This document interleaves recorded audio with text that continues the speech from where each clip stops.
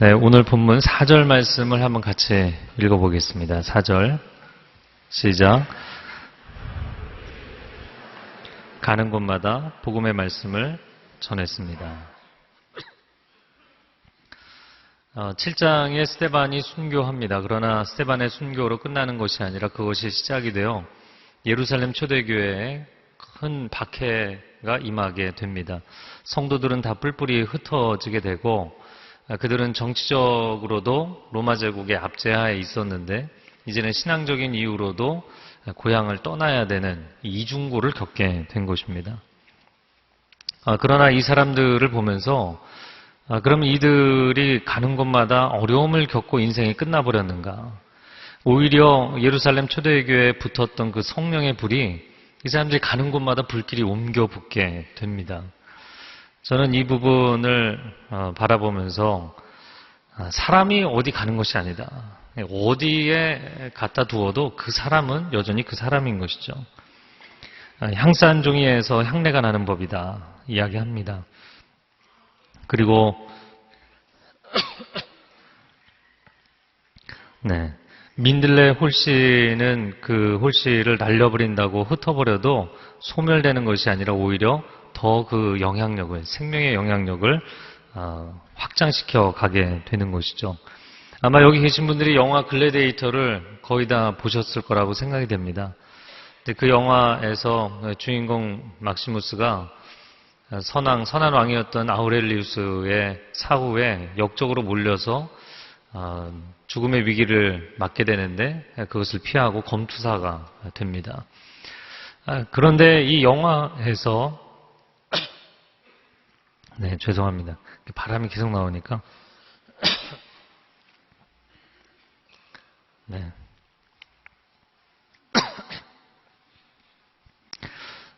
이 영화에서 그 가장 감동적인 부분은 그가 검투 경기를 계속해서 이기는 게 그 영화의 가장 감동적인 부분이 아니라 그 사람이 포지션에 상관없이, 지위에 상관없이, 그가 한때는 장군이었죠.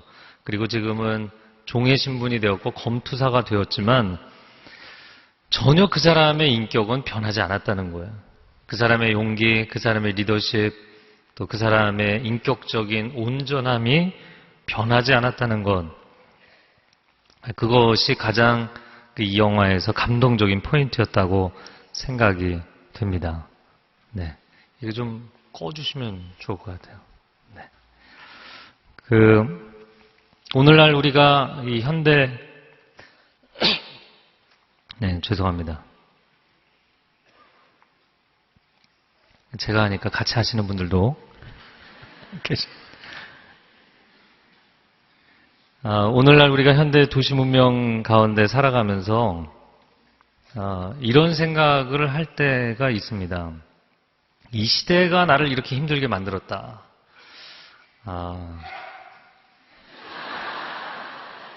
감사합니다. 제가 좀 덜 미안하네.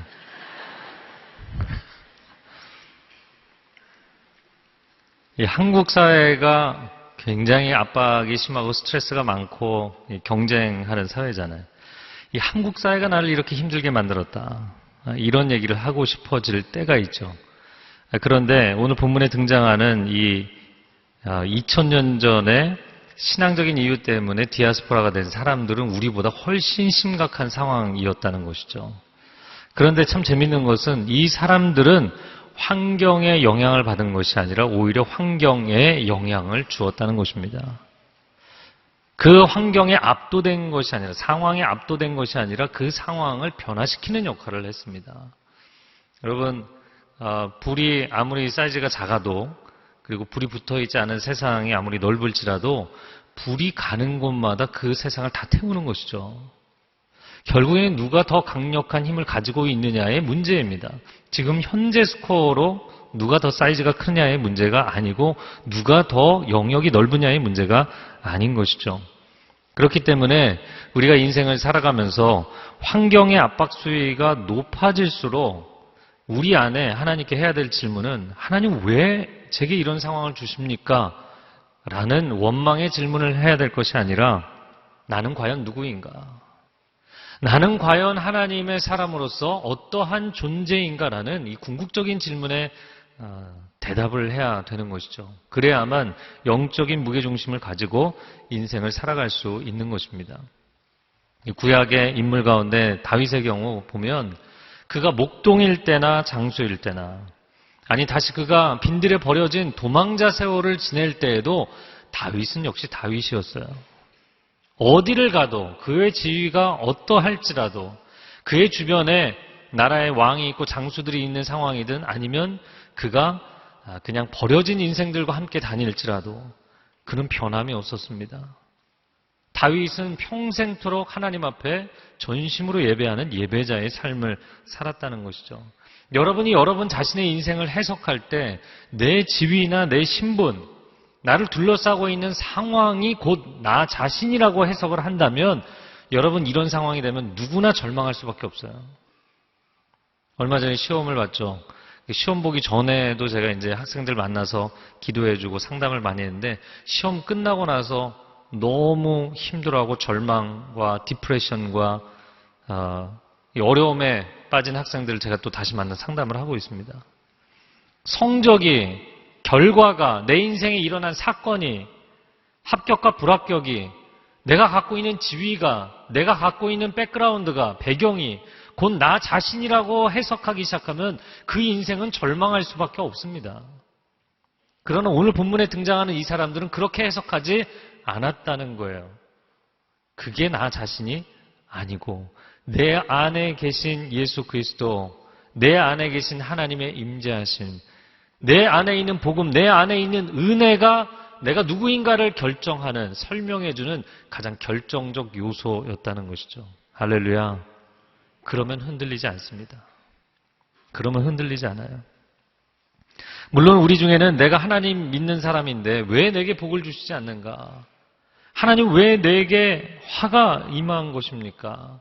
의아해하고 하나님을 원망하는 사람들도 있을 것입니다. 그러나 우리가 하나님의 섭리를 다 이해하지 못한다 할지라도 성경이 선언하고 있는 것은 하나님은 그 모든 상황 가운데 선하신 분이라는 것이에요. 물론 그런 주장을 할 수는 있죠. 그러나 그 주장이 정말 합리적이냐, 그것이 사람들에게 설득력이 있느냐, 이건 또 다른 문제잖아요. 그런데 이 역사를 바라보고 또 성경을 묵상하고 우리 인생을 묵상하면서 여러분, 인간이 만들어 놓은 최악의 상황에서도 하나님은 최선의 구원의 계획을 여전히 실행하고 계십니다. 제가 몇 년 전 요르단의 아우니치를 갔을 때 그곳에 시리아 난민 사역을 하시는 선교사님을 만나서 도왔어요. 이분을 돕는 여러 사역자들이 있는데 현지인 사역자들도 있지만 이라크에서 온 사역자도 있었어요. 그분을 교회에서 주일날 딱 마주쳤는데 정말 얼굴이 생긴 게 딱 후세인처럼 생겼더라고요. 네, 너무나 이렇게 눈썹도 진하고 얼굴 이목구비가 진하고요. 무섭게 생겼어요.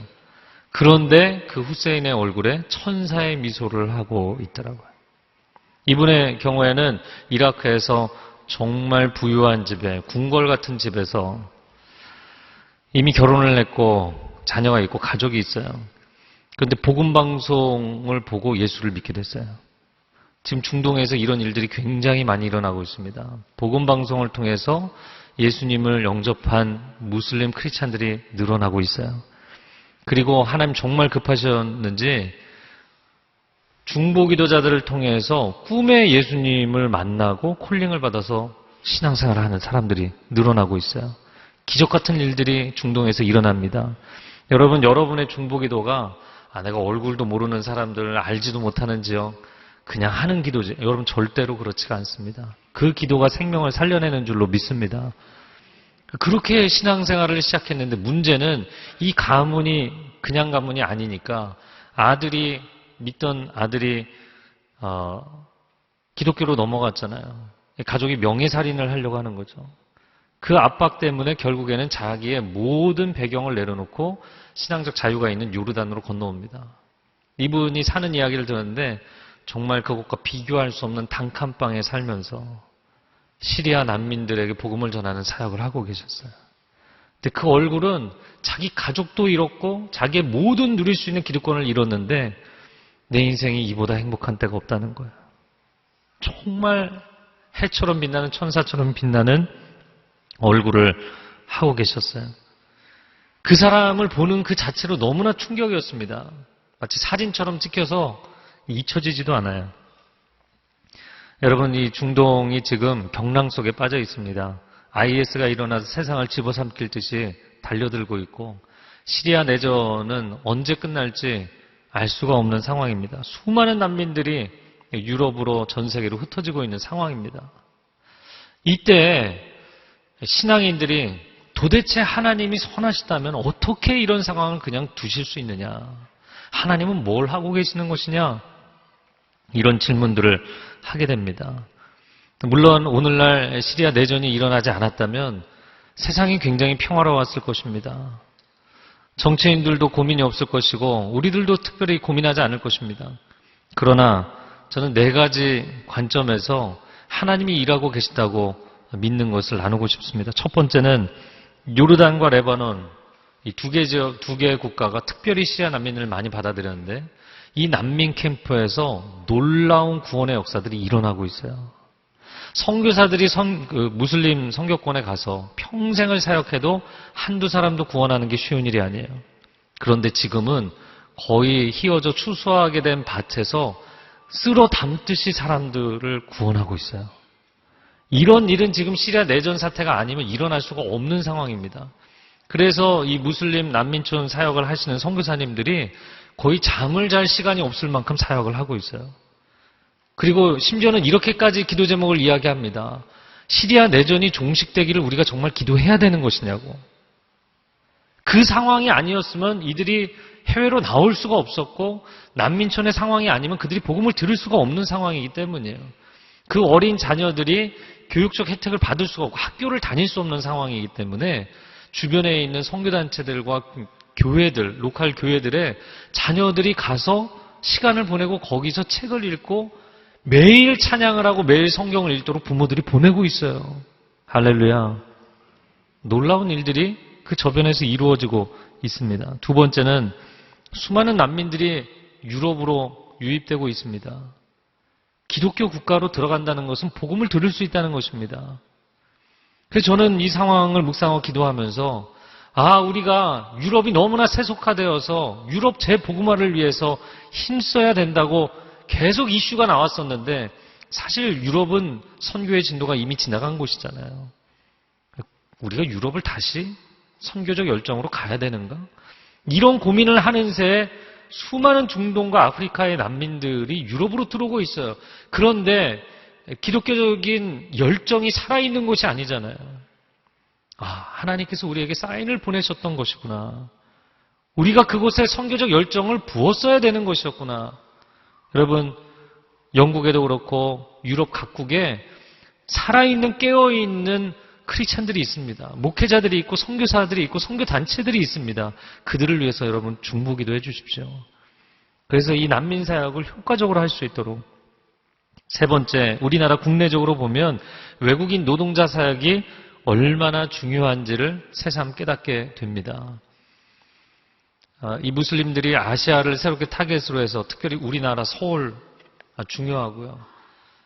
경제적으로 문화적인 정책으로 또 종교를 인정해야 되고 인권의 문제로 굉장히 다각도로 이슬람화를 추진하고 있습니다. 소리 없이 스며들고 있어요. 이런 상황 가운데 그냥 가만히 있을 것이 아니라 우리 가운데 온 무슬림들에게 하나님의 사랑을 전하고 그들에게 복음을 전해서 제2, 제3의 스테반 집사님, 빌립 집사님을 세워야 되고요. 제2, 제3의 사도 바울이 일어나서 그들의 고국에 가서 그들의 나라를 변화시킬 수 있는 역사가 나타나야 될 줄로 믿습니다. 그래서 이 사역을 하는 분들을 격려하고 축복해야 됩니다. 네 번째, 스테반의 순교로 구원의 역사가 확산이 된 것처럼 오늘날도 이 중동 지역에 이제 막 예수 그리스도를 믿은 크리스찬들, 무슬림 크리스찬들이 자신의 신앙 때문에 명예살인을 당하고 수많은 순교를 당하고 있어요. 여러분, 하나님이 살아계시다면 어떻게 이러실 수 있느냐라고만 이야기할 문제가 아니고요. 2세기 교부였던 터툴리안이 성도들의 순교의 피는 교회 성장의 씨앗이 된다. 밑거름이 된다. 그런 이야기를 했어요. 수많은 동역자들이 순교자로 떠났어요. 여러분, 그러나 하나님은 성도의 죽음을 헛되이 만들지 아니하시는 분인 줄로 믿습니다. 그 순교의 헌신 가운데 교회는 여기까지 온 것입니다. 우리가 그 복음을 들은 것입니다. 중동에서 일어나는 일들, 또 우리 삶에서 일어나는 일들, 인생의 개인적인 고난과 역사의 고난을 우리는 다 이해할 수 없습니다. 그러나 그럼에도 불구하고 우리가 알 수 있는 단 한 가지가 있는데, 그것은 무엇이냐면 하나님은 인간이 만들어 놓은 최악의 상황에서도 그분의 최선의 구원 계획을 단 한순간도 포기하신 적이 없었다는 것입니다. 그 하나님께서 선한 일을 이 역사 가운데 완성하실 줄로 믿습니다. 자, 오늘 본문의 5절과 6절 말씀, 이어지는 말씀을 같이 읽어보겠습니다. 시작. 사람들에게 그리스도를 전했습니다. 빌립의 말을 듣고 그가 일으키는 표적들을 본 사람들은 모두 그의 말을 주의 깊게 들었습니다. 자, 빌립이 간 곳은 사마리아의 한 도시였다. 예수님이 예고하셨죠. 사도행전 1장 8절에 오직 성령이 너에게 임하시면 너희가 권능을 받고 예루살렘과 온 유대와 사마리아와 땅끝까지. 예루살렘과 온 유대의 땅끝이 아니라 그 중간에 분명히 사마리아를 끼워서 말씀하셨어요. 사실 유대인들이 볼 때는 이해하기 어려운 것입니다. 사마리아는 이방인들과 동급이었기 때문이죠. 그들은 하나님께로 돌아올 수 없는 회복 불능의 상태라고 판단했어요. 그런데 성령이 임하시니까 사마리아가 돌아왔다는 거예요. 빌립의 복음 증거를 통해서 예수 그리스도를 영접하고 하나님의 자녀가 된 것입니다. 저는 이 사도행전의 진도를 보면서 성령이 임하시니까 그 교만하던 예루살렘이 돌아왔고 그 세속적이었던 사마리아가 돌아오게 되었어요. 복음을 전할 때 가장 변하지 않을 것 같은 두 부류의 사람들이 있습니다. 첫 번째는 예루살렘 타입, 두 번째는 사마리아 타입입니다. 나는 내 인생을 지금까지 온전하게 살아오기 위해서 정말 자기 인생에 최선을 다한 사람들, 자기 의의가 충만한 사람들, 내가 무슨 회개할 죄가 있느냐라고 생각하는 분들, 그런 분들은 회개하는 것이 너무나 힘든 일입니다. 왜냐하면 회개한다는 것은 곧 그가 지금까지 열심히 세워놓은 인생을 스스로 부정하는 것이 되기 때문이에요. 그래서 인생을 열심히 살아온 분들이 하나님께로 나아오기가 굉장히 어렵습니다. 두 번째는 사마리아 유형의 사람들. 너무나 세속적이고 세상을 좋아하기 때문에, 세상을 좋아한다는 게 꼭 어떤 가치 판단의 옳고 그름의 문제가 아니라 세상이 좋고 사람이 좋기 때문에 하나님과 친해지기는 너무나 멀어진 사람들. 내가 회개하고 하나님의 자녀가 된다는 것은 포기해야 될 것이 너무나 많아진다는 것을 의미하기 때문에 돌아오기 어려운 사람들이 있죠. 그러나 하나님은 예루살렘도 부르시고 사마리아도 부르시는 줄로 믿습니다. 그 어떤 사람도 하나님이 부르시면 돌아오지 못할 사람은 없다는 것이죠. 제가 어제 홍콩에 나가 있는, 여기 양재에서 사역하다가 홍콩에 나가 있는 전영규 목사님하고 카톡으로 이런저런 안부 문자를 하고 사역에 대한 이야기를 했어요. 그러면서 기존에 교회 다니는 분들 말고 정말 한 번도 하나님을 만나보지 못한 그런 분들에게 전도하기를 힘썼으면 좋겠다. 그런 얘기를 하면서 제가 처음에 카톡을 칠 때는 이제 넌 크리스찬이라고 썼다가 당장 바꿔서 옛 크리스찬이라고 썼어요. 그분이 미국에서 오래 사신 분이 있는데 그냥 뉘앙스를 아는 거죠. 이 사람은 예수 안 믿는 사람이다 라고 낙인을 찍지 말고 아직 믿지 않은 사람이다 라고 이야기하라는 것입니다. 여러분, 예루살렘도 사마리아도 주님이 부르시면 언제든지 주께로 돌아올 수 있는 존재들인 줄로 믿습니다. 우리 주님이 예루살렘 돌아오는 거 너무나 기뻐하시죠. 그러나 사마리아가 돌아온다면 더 기뻐하시는 것입니다. 그래서 여러분의 12월 달의 계획 가운데 물론 송년 모임도 많이 있겠지만 꼭 여러분 주변에 있는 그 사람이 예루살렘 타입이든 사마리아 타입이든 교회에 이 성탄 예배에 초대할 수 있는 기회가 있을 수 있기를 바랍니다. 한 가지 더 아이디어를 드린다면 전혀 발상의 전환인데 교회를 처음 데리고 오시는 분을 새벽 예배에 데려오실 수 있어요. 할렐루야. 뭐 그런 게 가능하겠냐. 나도 안 나가는데. 물론 본인이 이제 지속적으로 나오셔야 가능하기는 하죠. 제가 여기서 이제 1부 새벽 예배, 2부 새벽 예배 다 이렇게 맡아봤고, 밴쿠버에서 또 대학 청년에서 새벽 예배를 계속 했는데요. 전도를 하는데 새벽 예배에 데려오시는 분들이 있어요. 그러면 좀 너무 문화 충격 아니겠느냐 라고 생각을 하시는데요. 놀라운 것은 새벽에 나와서 하나님을 만나잖아요. 그러면 그 사람의 신앙생활은 거기서부터 시작이에요. 새벽 예배는 기본인 거예요. 그래서 우리가 생각할 때 초심자는 뭐 일주일에 한 번 나와도 감사한 거 아니냐 이렇게 생각하고 초대를 하면 향후 5년에서 10년 그 상태로 가는 경우가 많아요. 근데 여기도 귀한 두 분도 그 새벽 예배 계속 나오고 계시는데 새벽 예배부터 시작한 사람은 다릅니다. 영적인 성장 속도가 하나님을 뜨겁게 만나는 속도가 달라요. 할렐루야. 갑자기 얼굴들이 부담이 생기신 것 같아요. 아주 긍정적인 현상이에요. 40일 새벽 기도를 하시면서 초대하세요. 제가 이야기한 것이 이상하다 생각하실지 모르겠지만 우와 처음에는 놀라겠죠. 그러나 새벽 시간이 마음의 무장해제를 하기에는 가장 좋은 시간이에요.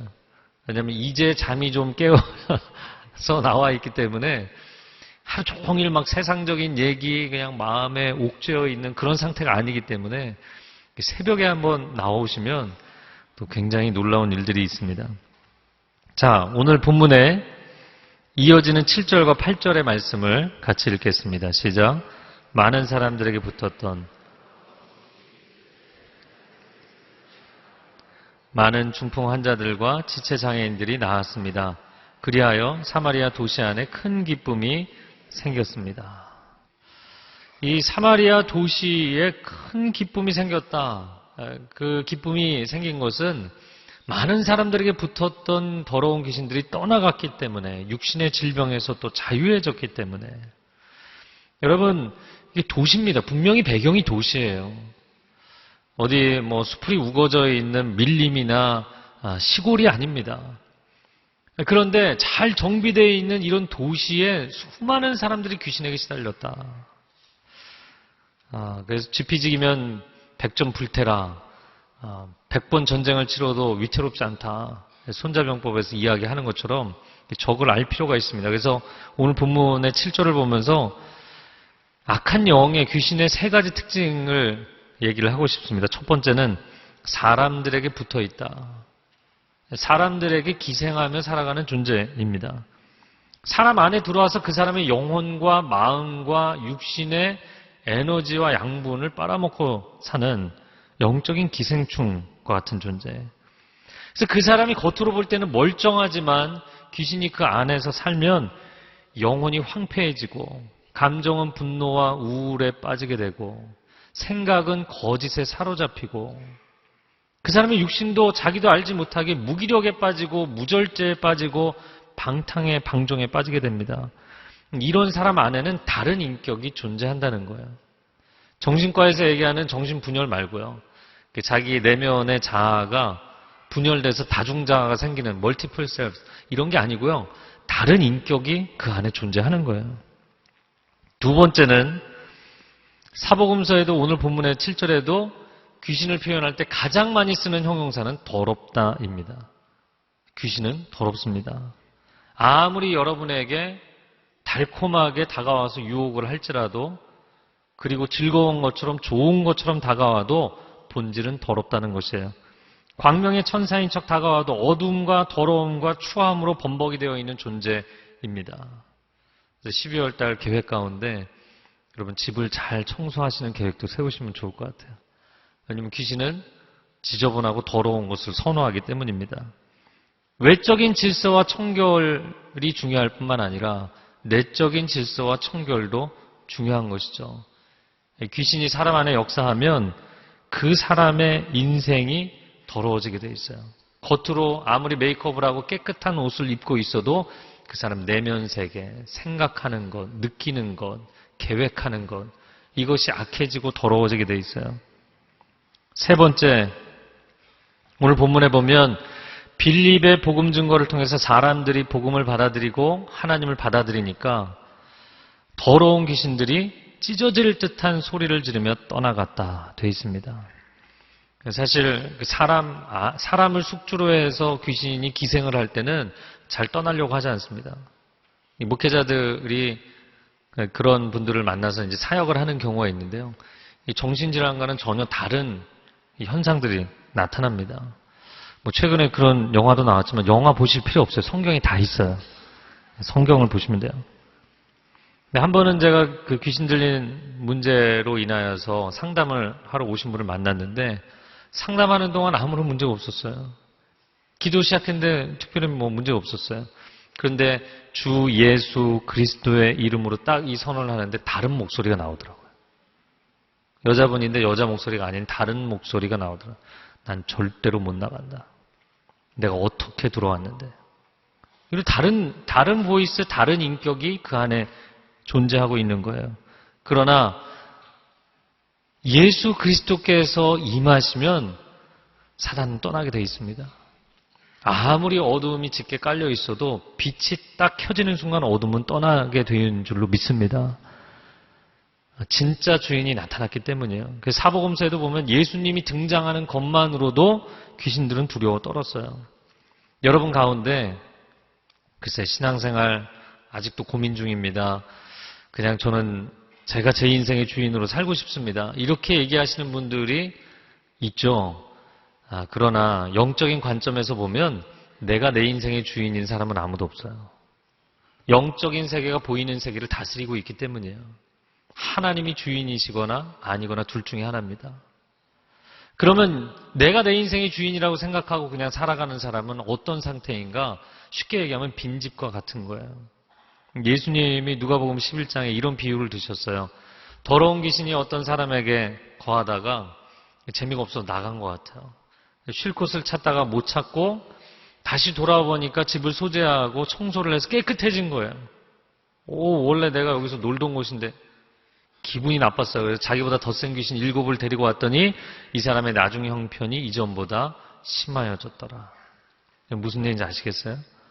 마음 수련을 하고 윤리 도덕성을 여기 함양하고 내가 정말 깨끗하게 거룩하게 질서 있게 살아보겠다 아무리 다짐하고 의지를 가져도요 빈집일 뿐이에요. 빈집일 뿐이에요. 빈집은 누가 들어가느냐에 따라서 완전히 달라지는 것입니다. 누가 주인으로 입주를 하느냐에 따라서 완전히 달라지는 거예요. 여러분 도예지든 아니면 시골 지역이든 항상 빈집으로 오랫동안 방치되어 있는 것들은 문제가 생기죠. 그리고 문제가 있는 사람들이 그런 곳에 들어가서 또 다른 어지러운 삶을 살게 됩니다. 빈집의 상태는 누구든지 들어갈 수 있는 상태예요. 예수 그리스도를 주로 고백하고 하나님의 자녀가 되는 것을 내일로 미루지 마십시오. 여러분의 인생에 하나님이 아버지 되시는 그 고백이 있기를 축복합니다. 사도행전 16장 말씀에 주 예수를 믿으라 그리하면 너와 내 집이 구원을 받으리라. 아멘. 제가 3가지로 설명을 드렸는데 3가지 반대 명제로 다시 말씀을 드리고 싶습니다. 사랑하는 성도 여러분, 성령 충만하시기 바랍니다. 내가 요즘 너무 교회에 치우쳐 사는 거 아니야? 일주일 내내 교회 너무 자주 오는 거 아니야? 그렇게 생각하지 마시고요. 하나님의 은혜로 충만한 삶이 되십시오. 그러면 다른 것이 들어올 여지가 없어요. 오늘날 세상에 얼마나 유혹이 많습니까? 여러분 결혼하신 분들 남편을 사랑하는 마음으로 충만하고 아내를 사랑하는 마음으로 충만해야 다른 생각이 들어올 여지가 없어요. 하나님을 사랑하는 마음으로 충만할 때 죄 지을 여지가 없어요. 저는 이 중독적 패턴에 대한 관심이 많은데 온갖 종류의 중독도 마찬가지입니다. 금주, 금연, 마약, 도박 여러 가지 중독적 패턴을 이제는 내가 내려놓겠다. 결심을 하기도 하고 치료센터에 갔다 오기도 하고 해도요. 다시 그 자리로 돌아가게 됩니다. 여러분, 중독이란 증상 자체를 없애는 게 해결법이 아니거든요. 두통이 생기는데 계속 진통제만 먹으면 근원적인 원인이 치유되는 것은 아니잖아요.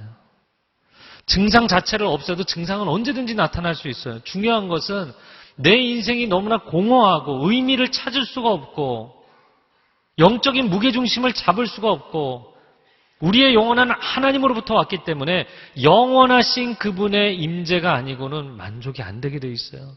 이 해결을 보지 않은 상태에서는 언제든지 사람은 다시 공허함과 허무함에 빠지게 돼 있습니다. 그리고는 중독적 패턴이 다시 나타나는 것이죠. 여러분, 하나님의 은혜로 충만한 삶이 되시기를 바랍니다. 두 번째는 깨끗한 삶을 사십시오. 하나님의 자녀는 매사에 선하고 아름답고 정결한 삶을 추구하는 것이 정상입니다. 그렇게 사셔야 된다고 얘기하지 않겠습니다. 왜냐하면 거룩한 성령이 내주하시면 그렇게 되는 것이 자연스러운 것이기 때문이에요. 거룩하신 성령님과 더러운 것이 공존한다는 그 자체가 불가능하기 때문입니다. 세 번째는 영적인 소속을 분명하게 하십시오. 하나님의 자녀라는 것을 분명하게 하고 사세요. 직장 동료들하고 식사할 때 먼 산 한번 바라보고 식사하고 이런 거 하지 마시고요. 정말 기도하고 내가 크리스찬이라는 것을 얘기하면 여러 가지 제약이 많겠죠. 그러나 하나님의 자녀라는 것을 선언하는 것이 여러분에게 제약이 될 뿐만 아니라 결정적인 순간에 유혹과 거짓으로부터 여러분을 지켜주는 방어막이 될 것입니다. 사단이 우리에게 죄에 대한 유혹을 줄 때, 또 우리를 영적으로 공격할 때 가장 큰 힘이 되는 것은 하나님이 나의 아버지이십니다. 나는 하나님의 사랑받는 자녀입니다. 이 선언이에요. 이 선언을 하면 귀신은 떠나가게 돼 있어요. 그래서 소리를 지르고 대적 기도를 하고 이런 걸 할 수도 있겠지만 가장 중요한 것은 영적 전쟁은 내가 치르는 것이 아니라 하나님이 치르시는 것입니다. 나의 아버지께서, 대장 되신 그리스도께서. 그래서 나는 그분의 자녀라는 것을 선언하면 그분이 나를 지키시고 인도하시는 줄로 믿습니다. 자, 사마리아 도시 안에 큰 기쁨이 생겼어요. 그 뒤에 이어지는 9절부터 13절에 보면 마술사 시몬에 대한 이야기가 나옵니다. 9절과 13절 말씀을 제가 읽어보겠습니다. 그런데 그 도시에는 전부터 시몬이라는 사람이 마술을 부려 모든 사마리아 사람들을 놀라게 하고 자신이 스스로 대단한 사람인 양 우쭐댔습니다. 13절에 시몬 자신도 믿고 세례를 받은 후 빌립을 따라다녔습니다. 그리고 시몬은 빌립이 행하는 큰 표적들과 능력을 보고 놀랐습니다. 마술사 시몬이 빌립이 등장하기 전에는 사마리아 지역에서 유명 인사였다는 것이죠.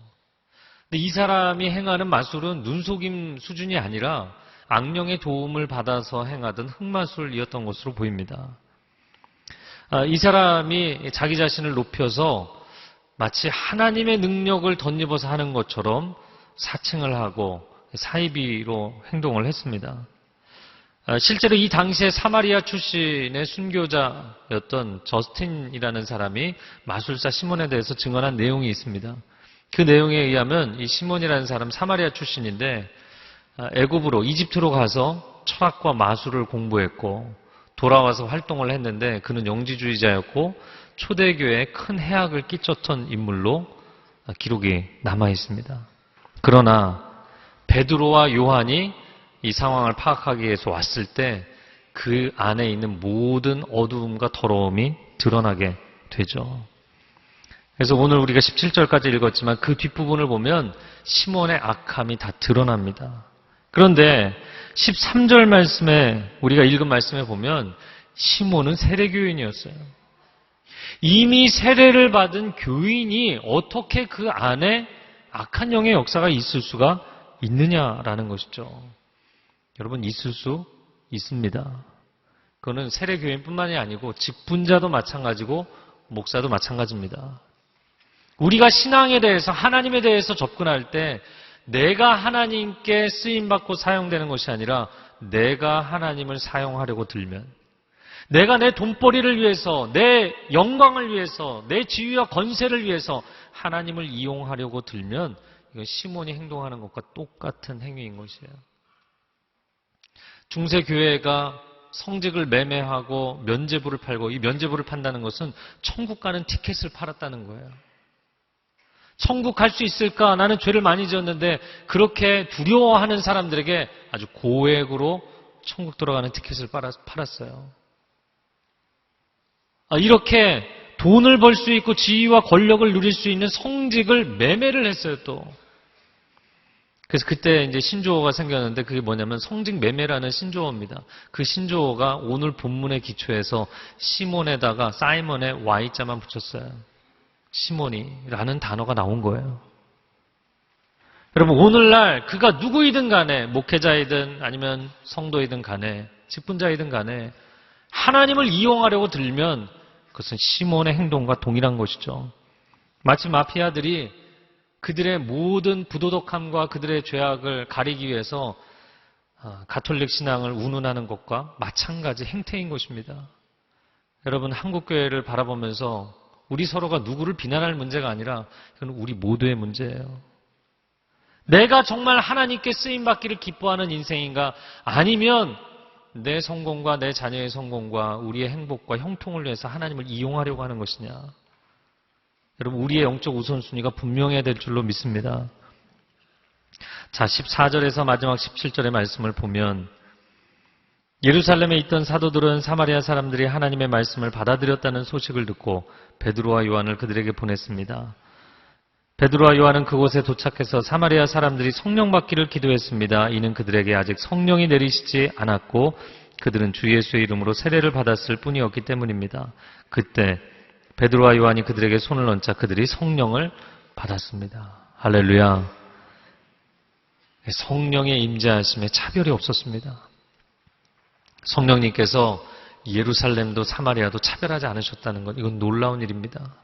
그 당시의 사람들의 세계관으로는 상상하기 어려운 일이었어요. 여러분, 하나님의 은혜는 차별이 없는 줄로 믿습니다.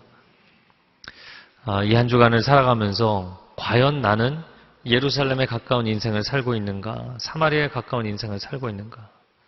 아니면 영적인 자기의에 빠지지도 않고 세속주의에 빠지지 않고 정말 온전히 하나님과 동행하고 있는가? 우리 자신을 돌이켜보고 묵상하는 시간이 되기를 바랍니다. 그리고 여러분 주변에 있는 사람들, 그가 어떤 유형의 사람이든 간에 하나님의 은혜와 구원이 필요치 않은 사람은 아무도 없습니다. 그리고 성령께서 역사하시면 예루살렘도 돌아올 수 있고 사마리아도 돌아올 수 있어요. 절대로 여러분 마음 가운데 단정 짓지 마시고 포기하지 마시고 주의 복음과 사랑을 나누는 한 주간이 되기를 축복합니다. 함께 기도하겠습니다.